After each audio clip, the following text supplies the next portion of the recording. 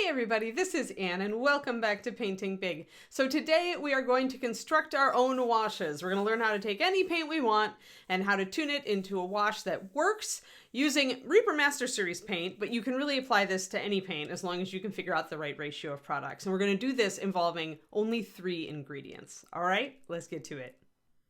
Okay, yes, our lesson today features these adorable corgi anthropomorphic animals. Jim from Dark Sword just sent these to me. Like, the box literally arrived today, and so when I was looking for something to show you guys washes on, they had to be done. So I'm leaving them white primed because when I'm using these washes, I want you to be able to see how dark or light or how they're going onto the model. And the easiest way to do that is to go for maximum contrast. And that means using a dark wash over a white primer. That way you guys can kind of see how much it colors the upper surfaces, how dark it is in the cracks, and how it changes as we tune it as well. All right? So, okay, that said, what are the 3 things we want a wash to do? We want them to be transparent. We want them to have a good flow so that they don't leave brush marks. And we want them to stay darker in the shadows without leaving too much residue on the top of surfaces, right? So the mistake people make is to try to do this with one single thing, water. But the problem is that water, although it will make your paint a little lighter, it will make it fall off top surfaces easier, it won't keep it darker in the shadows because adding too much water breaks the chemical bonds between paint. The things that glob together to make paint are things like resins, acrylic, latex, pigments, matting agents. All these things are kind of held together.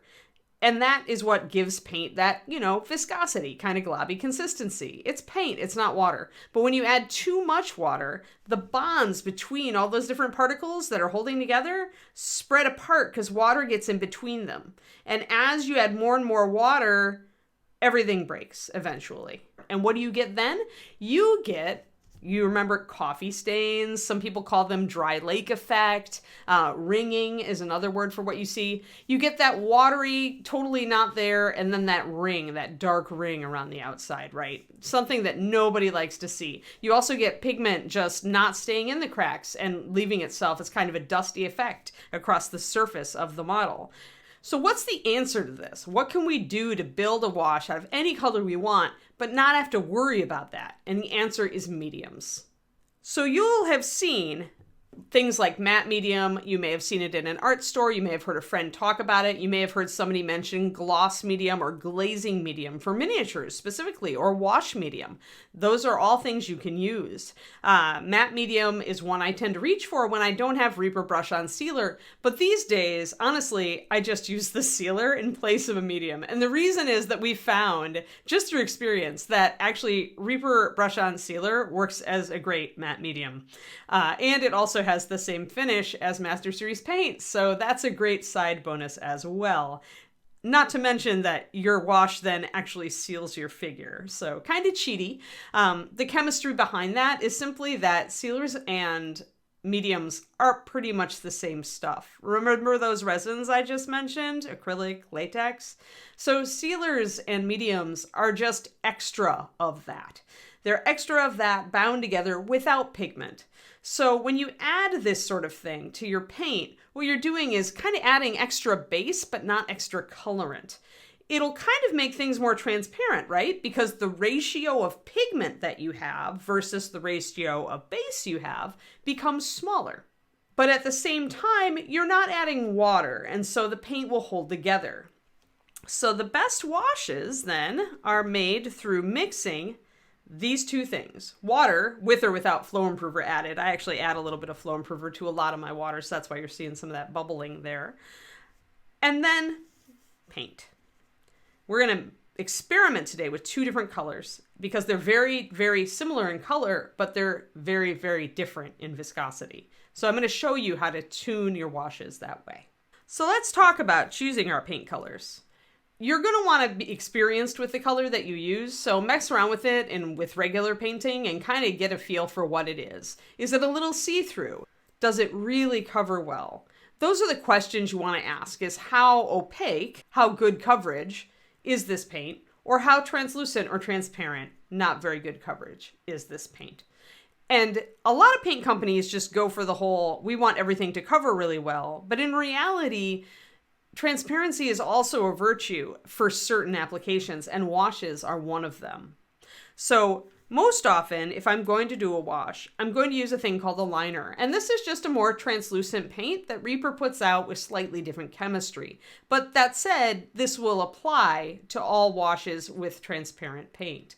So if you're using a color like a dark green or dark blue, dark red, something that isn't great coverage but has a great color, you will use this kind of ratio when you're dealing with it. And that ratio is 1 drop of paint, 2 drops of water, and 4 drops of brush-on sealer or medium. And that's kind of where you start when you're dealing with a more transparent paint. If you are working with a more opaque paint, as Reaper's Walnut Brown is, this thing covers like a dream. And so, to make it transparent, if you think about it, you're going to have to use more stuff, right? So we're going to start out mixing this ratio exactly as we mix the brown liner ratio, and I'll demonstrate to you how it differs. Then we'll tune it to make it work better. Okay, so let's go for it. I've mixed up 2 different colors here. This is our brown liner on the left, and this is our walnut on the right. I'm using an old crappy brush to apply this wash. I want something larger, and it really doesn't matter if your brush has a point when you're applying wash. You're just trying to go over the top as quickly as you can. So here, I'm going to go liner on one side and walnut on the other. And we're going to take a look at how these differ. Again, the liner is very transparent, and you can kind of see that, right? You can see how it's falling off the side here. And this one's creeping up a little bit more. This one's keeping a bit of a darker tone to it. Look at how light that looks, and look at how dark that looks. So that's what we're going to be comparing and contrasting here. Just like we talked about in our last video, remember you want to apply your wash very quickly and loosely over the surface. You want to go 1 pass, and then you want to wick off any extra, and you want to really have a load of it in your brush. You can see how much I've got. So let's start at the top and go down on this side of the model. Don't worry if you get bubbles, just blow on them after, but make sure you finish applying your wash first. Also, I'm going to apologize in advance. This is a slightly longer video, just because there was a lot to talk about. So there's half of our corgi. See what I mean about the wash looking better over a white primer? That's a general lesson in washes. If you want a dramatic effect of your wash, you should go with a lighter undercoat rather than a darker one. If you try to do a dark color and then put a wash over it, you're going to see less of this detail coming out from that. And the lighter the color, the more you're going to see that detail. If you remember from our previous video, this guy, I base coated him very light, and the details here that you're seeing, the dark line around, that's our wash from last video. So go give that a watch if you haven't. All right, so that's 1/2 of the corgi. Let us look at what walnut does right off the bat. And I want to say also that if you're worried about wrecking your models, take something, a mini you just don't care about. If you've got one of the Bones Kickstarters, you probably got a bunch of minis that you're like, meh, maybe I'll get to it. Those are great test minis for this sort of thing. Or, you know, if you're really, really not sure, just put some on the base. So let's try to do that. Let's just put some of this on the base first. Oh my gosh, that's like hardly a wash at all. Look at how dark that is. That is crazy dark. You can still see, right, that it's bringing out details, but look at how much it's discoloring the surface there. I'm glad I didn't put that up here on Mr. Corgi. That would have been hard to come back from. So we're good with that. Let's hear, just for contrast, I'll bring in the other side with the liner. This is why liners are a tool that's used a lot by people in the know about Master Series paint, by the way, is they make beautiful washes. They make great base coats on bones to prime bones models with if you want to. Mix up a bunch of it. Use probably even less water. Go like a 1 drop of liner to 5 drops of sealer and maybe 1 drop of water. Try that. And it just is a lovely, it brings out all the details, right? So, okay, let's figure out how we have to tune this. Obviously, we've got it too dark. And your initial idea is probably going to be to add water, right? Because that's what kind of the reflex is. It's like, oh no, it's too dark, add water. But in reality, you don't want to go there. Let's go a different direction instead. Remember how I said that adding more base or medium also makes your wash a little bit lighter? because you're adding stuff that doesn't have color in it. And essentially you're making the percentage of pigment lower as you add more of this. So you can do that and make the wash a little lighter without breaking it like water will. Now, if you find that your wash feels goopy, especially with some mediums that are thicker, you may find that it doesn't have a watery consistency anymore. It doesn't act like a wash. That's when you add a drop of water. But first of all, let's just try to add 3 more drops of sealer.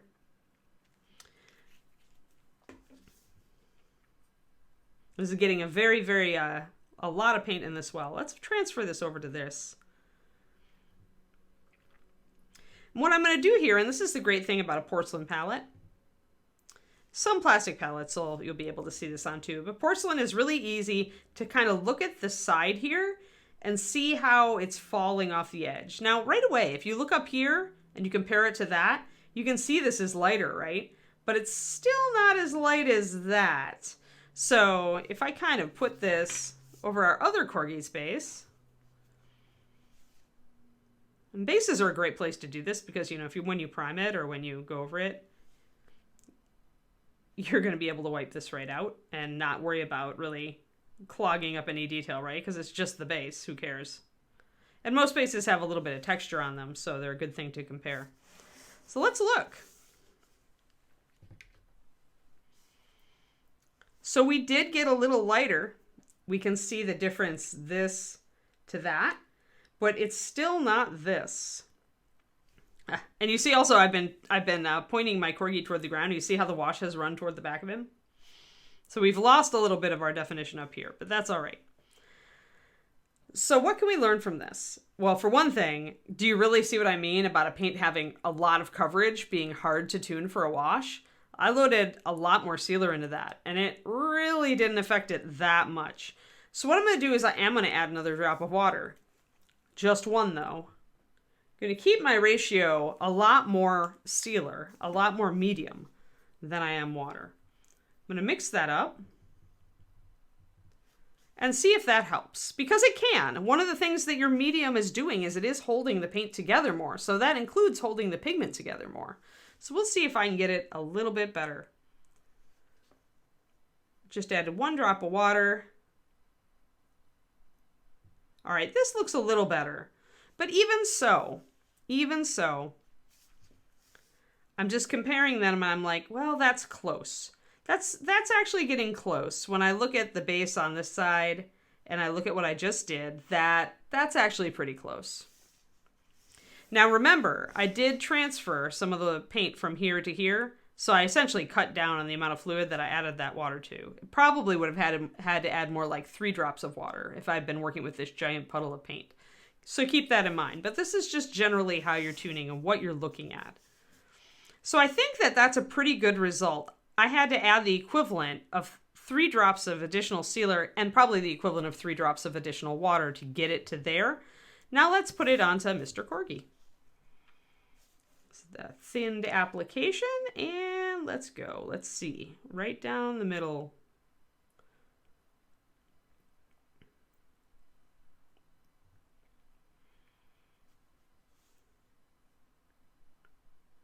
And again, if you see any bubbles, don't worry about it. You just blow on them like at the end, but don't worry about it until you have your paint fully applied. You don't really need to worry about it until you've got that. So here we've got some pools. You see the pools in his ear and near his paw. So I'm going to rinse out my brush. I'm going to wipe it out off on a paper towel. One of the only times I use paper towels.